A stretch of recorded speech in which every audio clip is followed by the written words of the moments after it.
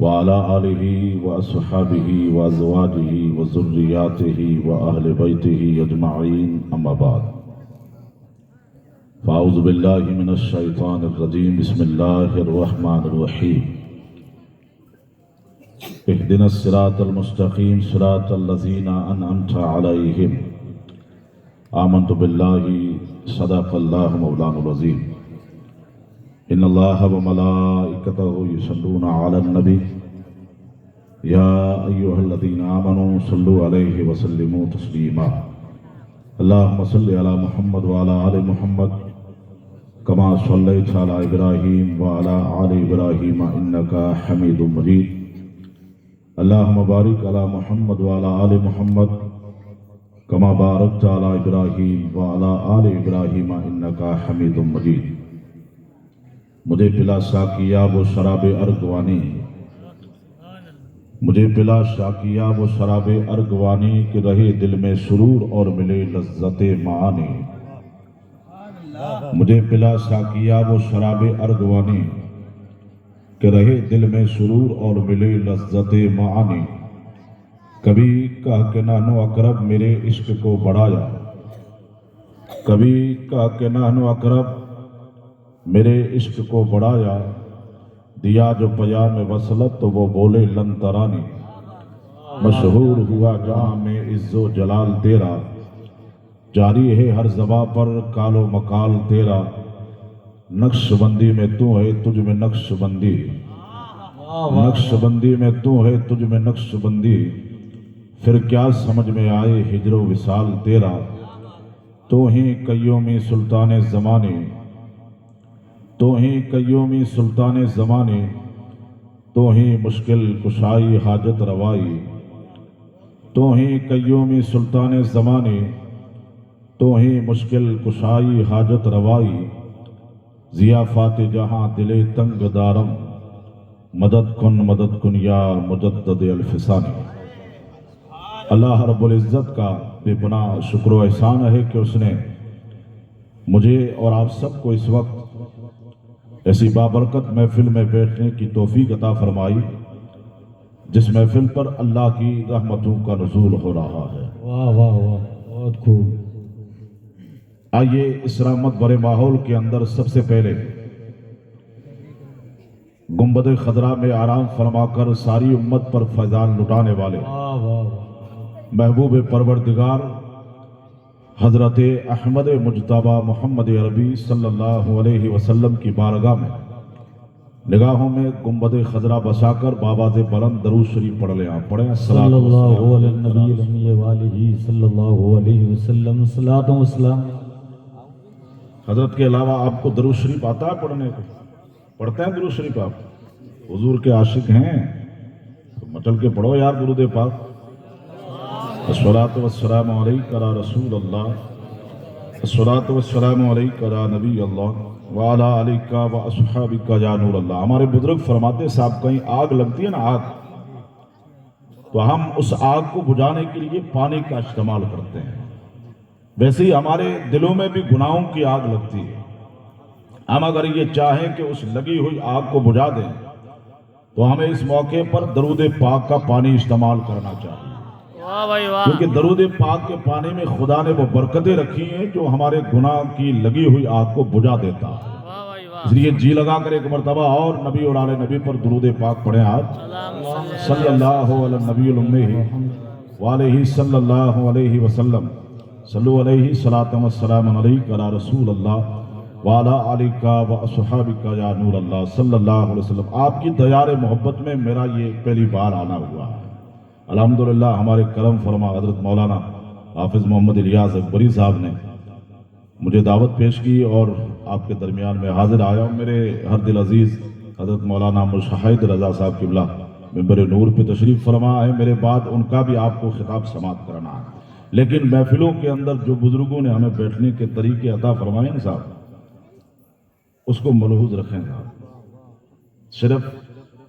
نعتوں تک ہی محدود نہ رہیں ہم نے صرف ہے نا وہ ایک جلسوں کو منورنجن بنا لیا تھا اس لیے منورنجن سے ہٹے ہیں اور یہ سوچ بنا کر کے بیٹھے ہیں کہ ہم کسی نیتے کے جلسے میں نہیں آئے بلکہ اس غوث اعظم دستگیر کی محفل میں آئے ہیں جن کو خدا نے وہ پاور دیا ہے، اور اہل سنت کا یہ عقیدہ ہے کہ اللہ کا ہر ولی زندہ ہے اور اپنی مبارک زندگی سے ہمیں دیکھ بھی رہے۔ سبحان اللہ، نعرہ تکبیر، نعرہ رسالت، نعرہ رسالت، جشن غوث اعظم۔ حضور علیہ السلام کا کلمہ پڑھنے والے ہیں صاحب، حضور سے پیار کرنے والے ہیں۔ ہمارا عقیدہ ہے کہ نہیں کہ ہمارے حضور ہمیں دیکھ رہے ہیں؟ بے شک ہے عقیدہ؟ تو اگر عقیدہ ہے تو تھوڑے تھوڑے آگے آ جاؤ، آگے آ جائیں، مل جائیں، مل کر کے بیٹھنا حضور کے صحابہ کی سنت ہے۔ جو گئے ان کو چھوڑو، آپ آگے آ جائیں، مہربانی فرمایا۔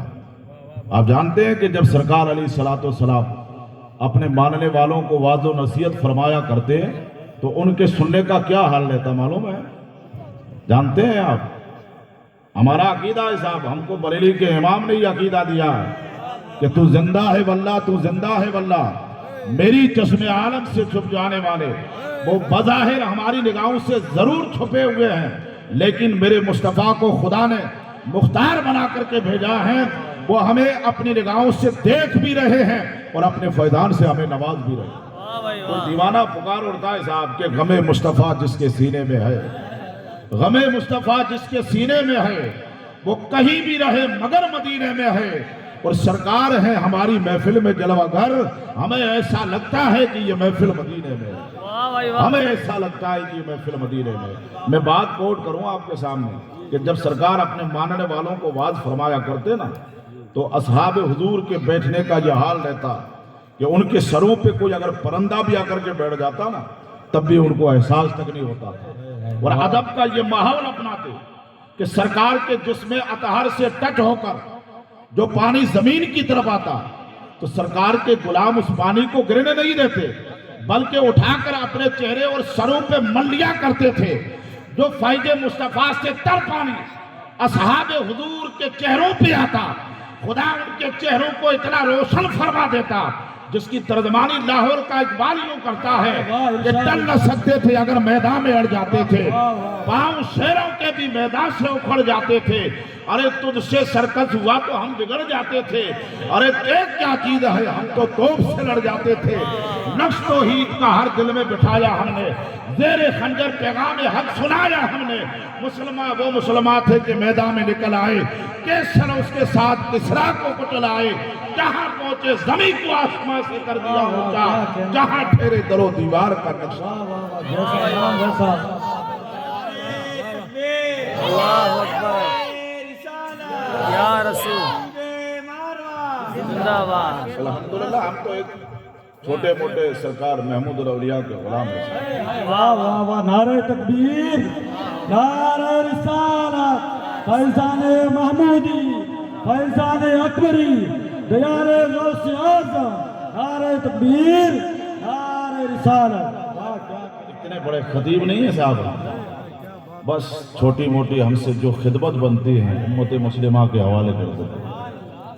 میں اسٹیج پہ جب آیا نا، بھلے آپ میری بات بری لگائیں صاحب، لیکن میں کہنے والا بالکل چوکھا ہوں، کہتے ہیں کہ میری تقریر طب یار کو بے چین کرتی ہے صاحب، وہی کہتا ہوں جو دل پہ گزرتا ہے۔ جنید بغدادی صاحب، برکاتی صاحب جب کلام پڑھ رہے تھے نا، مجمع کا یہ حال تھا الحمدللہ، بھلے ثنا خوانی کوئی بھی بندہ کرے یار، آخر کر تو میرے سرکار کی رہا ہے، آنے والے کو تھوڑا ہی دیکھا جاتا ہے، یہ دیکھیں کہ یہ کلام یہ تعریف کس کی کر رہا ہے، ہمیں تو وہ دیکھنا چاہیے، ہے نا۔ اور الحمدللہ سب سے بڑی ہماری خوش نصیبی ہے کہ ہم حضور کی تعریف سن رہے ہیں اور ساتھ ساتھ رحمت خداوندی کو بھی حاصل کر رہے ہیں۔ اب اس سے موٹی ہمارے لیے اور کیا دولت چاہیے، فوگٹ میں ہمیں اللہ کی رحمت ملے گی۔ تو ایک سننے اور سنانے کا ماحول دے، تقریر کی نہیں جاتی ہے، تقریر کروائی جاتی ہے، نعتیں پڑھی نہیں جاتی ہے، پڑھوائی جاتی ہے۔ الحمدللہ یہاں کی کمیٹی جو نوجوان طبقہ ہے الحمدللہ بڑا جوش والا طبقہ، اللہ ان کو سلامت رکھیں، انہوں نے بیچاروں نے محنتیں کی، کافی دنوں سے اس جلسے کی تیاری کر رہے تھے، اور ہمارے قبلہ مولانا حافظ صاحب ان کی نگرانی فرما رہے تھے، صدر صاحب وغیرہ، اور یہاں کی جو انتظامیہ کمیٹی مسجد کی پورا گاؤں مل کر کے اس جشن کو سجانے میں لگے ہوئے تھے۔ تو تھوڑا یہ دل میں हुजूर गौस आजम की मोहब्बत को बसा कर बैठना चाहिए कि जलसा है किसका सा, है ना? जलसा हमारा है, हम हुजूर गौस आजम के मानने वाले हैं, और इसको अगर हम कामयाब नहीं करेंगे तो कोई गैर आकर के कामयाब करेगा, हाँ? गैर आकर के कामयाब करेगा। 1-2 घंटा आपको बैठने की मतलब जो है वो तौफीक नहीं मिल रही है। आप जाकर के घर सो करके क्या सोना कमा लो? अरे सोना तो यहाँ मिल रहा है आपको भोगत में, हुजूर गौस आजम के सुनते हैं, है ना? अगर आपने एक हमारे बुजुर्गों का मैं कॉल कोट करता हूँ, आप अपने घर से चले किस नियत से कि मैं हुजूर के जिक्र की मुबारक महफिल में जाऊंगा, ये सोचकर अपने घर से निकले कि वहां से नश्र होने वाली बातें मैं अपने पल्ले बांध कर लेके आऊंगा, और इसको मैं खुद भी इस्तेमाल करूंगा, अपने खुद भी व्यवहार में लाऊंगा, और ये दीन की बातें मैं दूसरों तक भी पहुंचाऊंगा। तो हमारे बुजुर्ग फरमाते हैं कि घर से जितने कदम मजलिस की तरफ उठते हैं, हर कदम के बदले में अल्लाह बंदे को नेकियां। सुभान अल्लाह, बहुत खूब। ये महफिल की बरकत है, महफिल की ये बरकत है। सिर्फ नाते, अल्हम्दुलिल्लाह हम नातों का विरोध नहीं करते, पूरे नात से ही आपको इस्लाम नहीं मिलेगा, इस्लाम की मालूमात आपको अल्हम्दुलिल्लाह उलमा देंगे। ये चाहे नज़म की शक्ल में हो, चाहे नशर की शक्ल में हो, हर हाल में तारीफ तो हुजूर ही की होती है। नाते पढ़ते हैं हम तो किसकी तारीफ होती है? हुजूर ही की होती है। तकरीर करते हैं तो किसकी तारीफ होती है? हुजूर ही की होती है ना। तो अल्हम्दुलिल्लाह हुजूर की हर बात के अंदर अल्लाह रब्बुल इज्जत ने जो है वो बेहतरीन मोती रखे हैं। अगर एक मोती भी अगर हम अपने घर ले गए और उस पर अगर हमने अमल कर दिया तो इंशाअल्लाह हमारी जिंदगी बेहतर होगी। वाह भाई वाह, सुभान अल्लाह। तो महफिलों में आए तो अच्छी सोच बना करके बैठे। वक्त में इतनी गुंजाइश नहीं कि मैं लंबी चौड़ी तकरीर आपके सामने बयान करूं। बस मैंने जो मौजू खिताब चुना है और जिस आयत मुबारक को मैंने तिलावत किया है उसके ताल्लुक से 2-4 बातें आपकी समातों के हवाले करके मैं अपनी बात को इख्तिताम पे लाऊंगा। फिर हमारे बाद हमारे हरदिल अजीज मौलाना मुशाहिद रजा साहब की बिला की ज़बानी आपको शानदार खिताब और नाते नबी सुना। मैं बगैर किसी तमीद के आयत मुबारक के हवाले से बता दूं कि अल्लाह रब्बुल इज्जत ने जो कुरान करीम में इरशाद फरमाया, मैंने वो आयत मुबारक पढ़ी है जो बड़ी मशहूर है और हर नमाजी अपनी नमाज के अंदर पढ़ता है। हर बंदे को अलहम्दु शरीफ आता कि नहीं आता? बोलो, अलहम्दु शरीफ हर मोमिन को आता कि नहीं आता? तो ये अलहम्द है क्या? ये अल्लाह की बारगाह में भीख मांगने का एक तरीका है। क्या है? अल्लाह की बारगाह में इल्तिजा करने का एक बेहतरीन जरिया है। अल्लाह रब्बुल इज्जत जब अपने बंदों पे प्यार करने पे आए कि ये मेरे बंदे किस ढंग से मेरी बारगाह में मांगे, कौन सा तरीका अपनाए, तो अल्लाह ने प्यार की बरसात अपने बंदों पे की और बंदों से फरमाया कि आए मेरे बंदो, जब भी तुम्हें मेरी बारगाह से कुछ लेना हो, जब भी तुम्हें मेरी बारगाह में कोई फरियाद करनी हो, तो यूं हाथ उठा करके अर्ज करो मेरे मौला हमें सीधे रास्ते पर चला। आए मेरे मौला हमें सीधे रास्ते पर चला, और रास्ता भी उन लोगों का जिन पे तूने इनाम किया। ये क्या है? अल्लाह की बारगाह में इल्तिजा करने का एक बेहतरीन तरीका। क्या है मेरे मौला? मुझे सीधे रास्ते पर चला, सीधे रास्ते पर चला। रास्ता उन लोगों का जिन पे तूने इनाम किया है। अब इनाम याफ्ता लोगों के साथ चलने में हमें क्या फायदा मिलेगा? जो इनाम याफ्ता लोग चल रहे हैं सिराते मुस्तकीम पर, उनके साथ चलने से हमें फायदा क्या मिलेगा? अरे फायदा यह है कि जब तुम इनाम याफ्ता लोगों की संगत में आ जाओगे, इनाम याफ्ता लोगों के रास्ते पर चल पड़ोगे, तो जिन पे खुदा ने इनाम किया है उनके सदके खुदा तुम पर भी इनाम की, तुम्हारे ऊपर भी अल्लाह इनाम की बरसात फरमाएगा। और दूसरा बेनिफिट, दूसरा फायदा हमें ये मिलेगा कि हम अगर अल्लाह वालों के रास्ते पर चलें, हम अगर अल्लाह वालों के बताए हुए तरीके पर चले, तो दूसरा फायदा हमें यह मिलता है कि उन्होंने जिस काम से मना किया हम रुकते रहे, जिस काम के करने का उन्होंने आर्डर दिया हम उस पर अमल करते रहे। तो दूसरा फायदा हमें यह मिला کہ اللہ ان کو ہمیں جنت عطا فرمائے گا. سبحان اللہ, سبحان اللہ بولو یار. اللہ ہمیں جنت عطا فرمائے گا. اور یہ میں اپنی طرف سے نہیں کہہ رہا, اس بات کیا جو ہے گواہی اللہ کا قرآن دے رہا ہے. سبحان اللہ. اللہ کے قرآن سے بڑھ کر کوئی گواہی نہیں. جب رب کا قرآن اس پہ جو ہے دلیل پہ سند پیش کر رہا کہ اللہ والوں کی سنگت اگر اختیار کر لو گے, اللہ والوں کے بتائے ہوئے راستے پر چلو گے, تو اللہ ان کے صدقے میں تمہیں جنت عطا فرمائے گا. جنت, آمین آمین آمین. سبحان اللہ تمہیں جنت عطا فرمائے گا. سورہ کاف کو آپ پڑھیں, 15ویں پارے کے اندر جو سورہ کاف ہے نا, اس میں ان اللہ کے ولیوں کا ذکر ہے. اس قرآن کے اندر ان اللہ کے ولیوں کا ذکر ہے جن کی سنگت ایک کتے نے کی تھی. سبحان اللہ. ایک کتے نے ان کی سنگت, وہ کتا جو ہے ان کی سنگت میں آ گیا.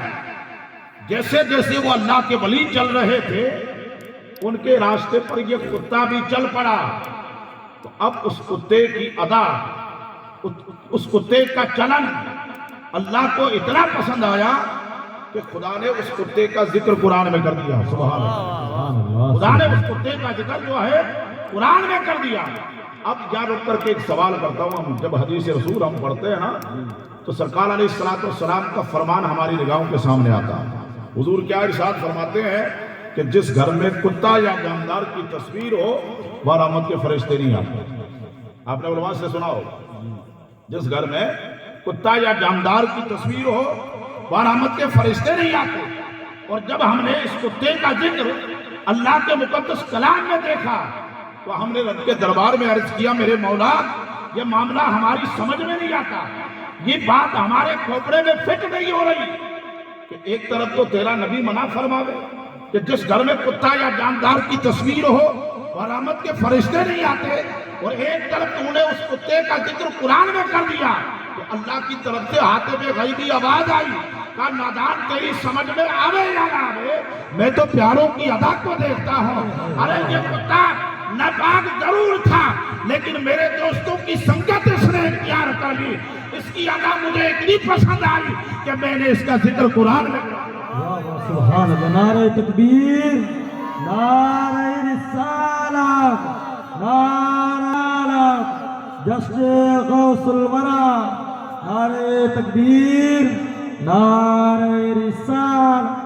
اب اس کتے کا ذکر جو ہے صرف قرآن ہی میں نہیں بلکہ ہمارے بزرگ فرماتے ہیں کہ اللہ ان کے صدقے میں اس کتے کو جنت عطا فرمائے گا.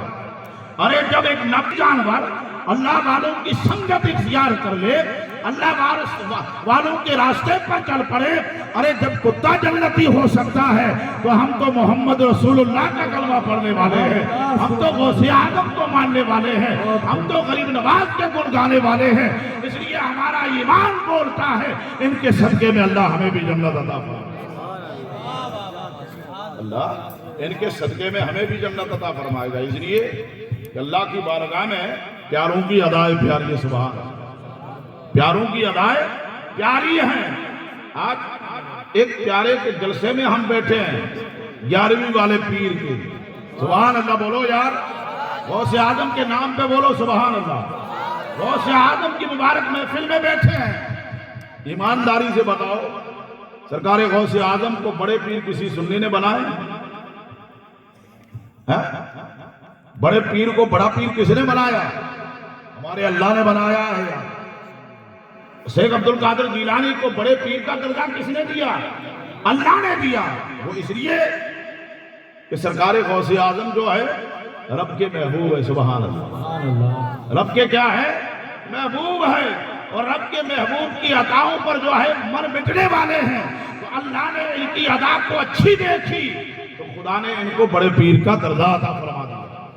بڑے پیر کا درجہ مل گیا. کوئی یہاں پر سوال کر سکتا ہے کہ یار تم سنیوں کو کیا ہو گیا, تم بڑے پیر کو بڑا پیر کہتے ہو, ہندوستان کے سلطان کو جو ہے عطائے غریب نواز مانتے ہو, تو ان سے کہیے صاحب یہ ہم نے نہیں بنایا ہے, یہ لقب ہم نے نہیں دیے بلکہ اللہ نے عطا کیے.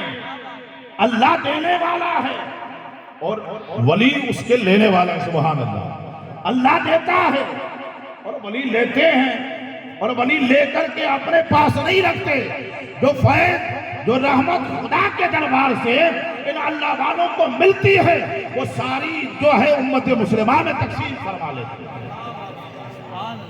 اس لیے کہ وہ رب کے پیارے ہیں, رب ان سے پیار کرتا ہے. رب کیا کرتا ہے؟ پیار کرتا ہے. اب میں یہاں ایک بات اور کہوں گا کہ اللہ کو اپنے محبوب بندوں کی ادائی کتنی پسند ہے. حضرت یوسف علیہ السلام, سبحان اللہ بولو یار, اللہ کے پیغمبر گزرے. کون؟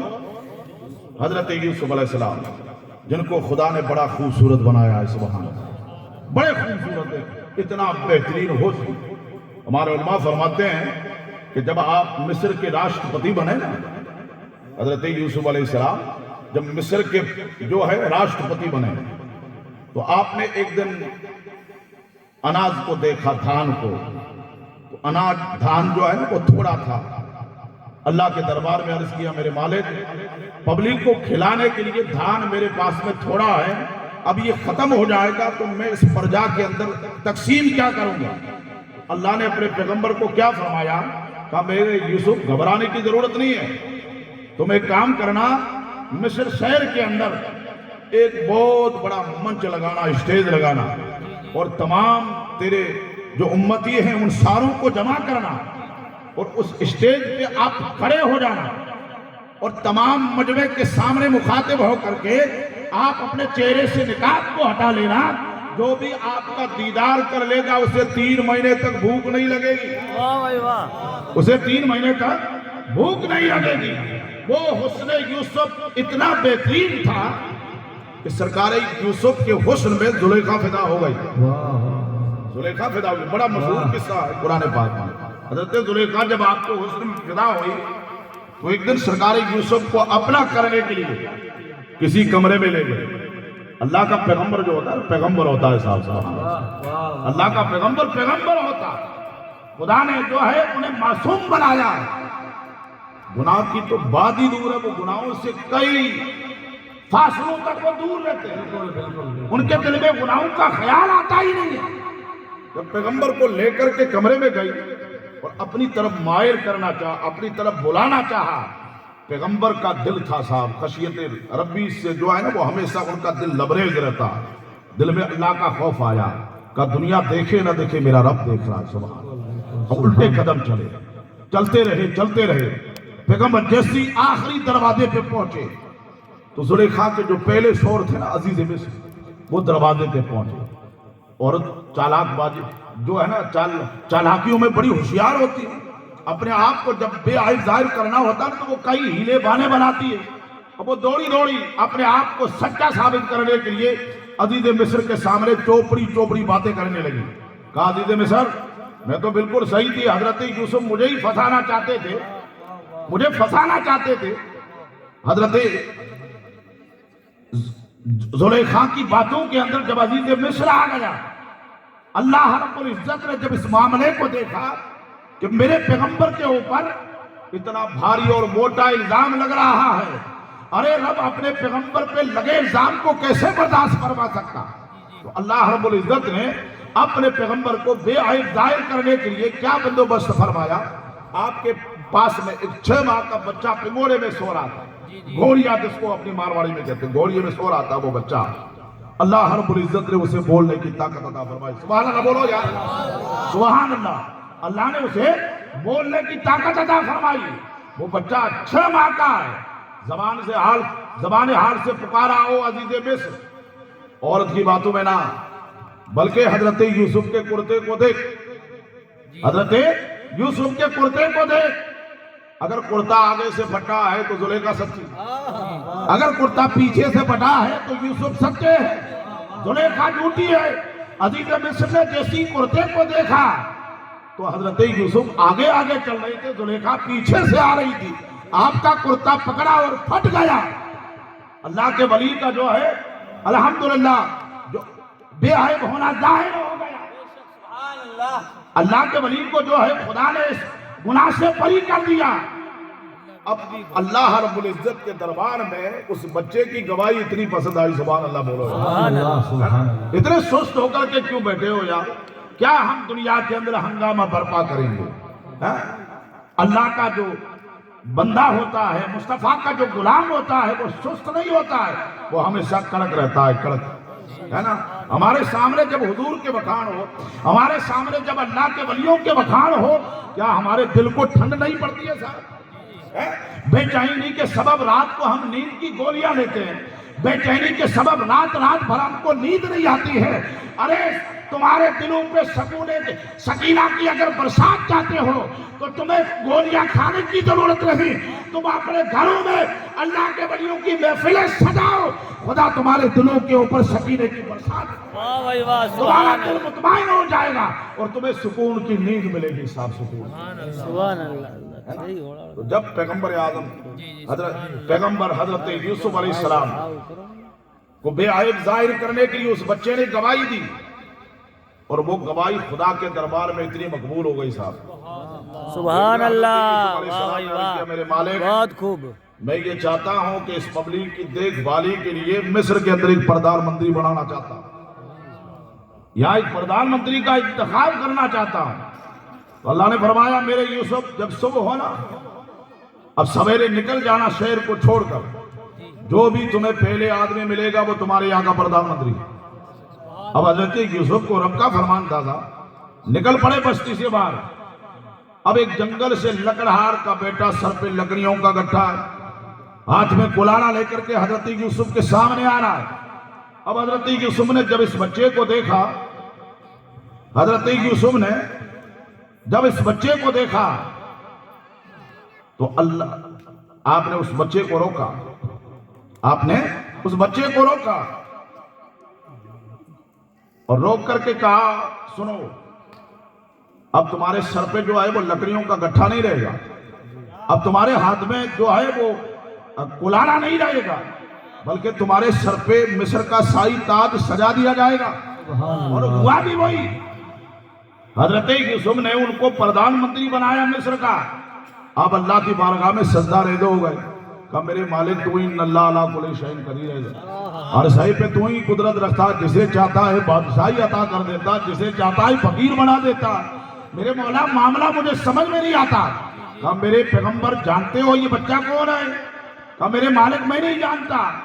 کہا ہے میرے پیغمبر یوسف جان، یہ وہی بچہ ہے جس نے تجھے بے عیب ظاہر کرنے کے لیے گواہی دی تھی، وہ گواہی میری بارگاہ میں اتنی پسند آ گئی کہ میں نے اسے مصر کا پردھان منتری بنا دیا ہے۔ تو آج بھی میرا خواجہ یا میرا غوث اعظم اللہ کی الوہیت کا اقرار کر کے، رسول کی رسالت کا ڈنکا بجا کر کے اگر بڑا پیر بن جائے تو یتیموں کے پیٹ میں درد کیوں پیدا ہوتا ہے؟ اللہ کو تو پیاروں کی ادائے پیاری ہوتی ہے، جسے چاہتا ہے وہ نواز دیتا ہے، یہ در کریم کی بات ہے صاحب۔ غوث اعظم تو غوث اعظم ہے، سبحان اللہ، سبحان اللہ بولو یار۔ غوث اعظم تو غوث اعظم ہے، وقت نہیں ہے ورنہ میں اور ساری باتیں کوٹ کرتا، دو قول کوٹ کرتا ہوں۔ حضرت باالحق زکریا ملتانی فرماتے ہیں سبحان اللہ، سبحان دنیا اللہ، والو کامیابی اگر چاہتے ہو، دنیا کے اندر سرخروئی چاہتے ہو، دنیا کے اندر عزت اور وقار چاہتے ہو تو غوث اعظم کے دربار کے منگتے بن جاؤ، منگتے۔ واہ بھائی واہ، جو غوث اعظم کے دربار کا منگتا ہوتا ہے وہ دنیا کا بادشاہ ہوتا ہے، بادشاہ۔ واہ بھائی واہ، تو حضرت پیر پٹھان رحمت اللہ علیہ اس موقع پہ ارشاد فرماتے ہیں کہ یہ داتا ملتانی کا اگر قول نہ ہوتا تو میں اس کو بدل دیتا، واہ اس میں واہ۔ ترمیم لا دیتا۔ لوگوں نے پوچھا حضور کیا کرتے؟ کہا میں لوگوں کے سامنے یہ بات پیش کرتا کہ وہ دنیا میں رہنے والوں سنو، اگر دنیا کے اندر سرخروئی چاہتے ہو، دنیا میں کامیابی چاہتے ہو تو غوث اعظم کے در کے کتے بن جاؤ، کتے۔ ارے جو غوث کے در کا کتا ہوتا ہے خدا نے اسے بھی بڑی فضیلت عطا فرمائی ہے، تبھی تو اعلیٰ حضرت بریلوی سے پکارتے ہیں کیا جب جس میں حمایت کا ہو پنجہ تیرا، شیر کو خطرے میں لاتا نہیں کتا تیرا، واہ کیا مرتبہ ہے اے غوث والا تیرا، اونچے اونچوں کے سروں سے آئے قدم والا تیرا، سر بلا کوئی کیا جانے کیسا ہے تیرا، اولیاء ملتے ہیں آ کے وہ ہے طلبہ تیرا۔ سبحان اللہ۔ دوسرا قول یہ کوٹ کرتا ہوں کہ جب سرکار خضر حضرت غوث اعظم کے دربار میں آتے آپ سے فیض حاصل کرنے کے لیے، ایک مرتبہ جا رہے تھے، کہا خضر آئے تھے جب بھی بولا نہیں، جا رہے ہو جب بھی آپ نے بولا نہیں، بتاؤ تو صحیح آئے کس لیے تھے اور جا کس لیے رہے ہو؟ کہا حضور فیض لینے کے لیے آیا تھا، لے کے جا رہا ہوں۔ فرمایا کوئی خواہش، کوئی دل میں بات ہے؟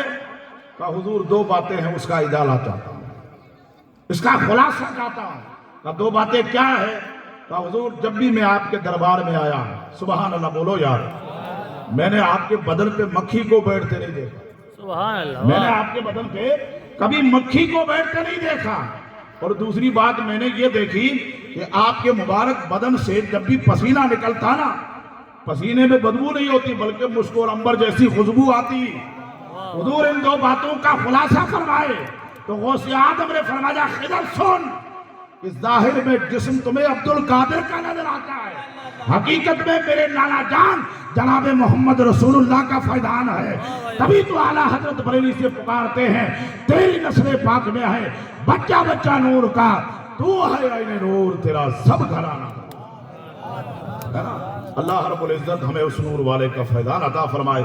بس یہ چار جملوں کے ساتھ میں اپنی بات کو اختتام دیتا ہوں کہ ملی مردہ دلوں کو زندگی ذکر الہی سے، آئے اللہ یہ سارا کرم مجدد الف ثانی کا، خدا کے فضل سے سہزاد ہم بھی نقش بندی ہے، ہمارے سروں پر بھی سایہ ہے مجدد الف ثانی کا۔